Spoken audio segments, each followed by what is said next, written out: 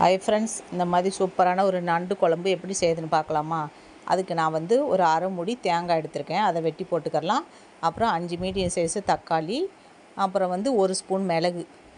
புளி ஊற்றாதனால கொஞ்சம் தக்காளி அதிகமாகவே போட்டுக்கிறலாம், போட்டு நல்லா அரைச்சிக்கிறலாம். இப்போ எண்ணெய் ஊற்றி வாசனை பொருள் எல்லாம் போட்டு கருவேப்பிலை, வெங்காயம், நான் பெரிய வெங்காயம் 3 வச்சுருக்கேன்.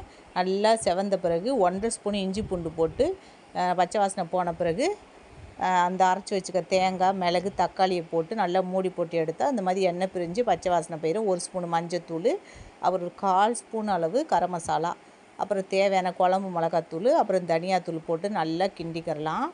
நல்லா கிண்டிக்கிட்டு தேவையான தண்ணி ஊற்றி மசாலாவை நல்லா கரைச்சிக்கிட்டு நம்ம வந்து நண்டை போட்டு நல்லா கிண்டி விட்டுக்கிறலாம். இப்போ வந்து உப்பு பார்த்து போட்டுக்கிறலாம், எவ்வளோ தேவையோ. நல்லா கிண்டிட்டு நம்மளுக்கு எவ்வளோ குழம்பு தேவையோ அவ்வளோ தண்ணி ஊற்றி நல்லா கொதிக்க வச்சு 2 நிமிஷம் சிம்மில் வச்சோன்னா சூப்பராக இப்படி எண்ணெய் பிரிஞ்சு வந்துடும். இப்போ வந்து கொத்தமல்லி தூவி அடுப்பை ஆஃப் பண்ணிக்கிறலாம். இதே மெத்தடில் செஞ்சு பாருங்கள், ரொம்ப டேஸ்ட்டாக இருக்கும். கொஞ்ச நேரம் நல்லா கொதிக்க விட்டால் தான் உப்பு மிளகாலாம் உள்ளே இறங்கும்.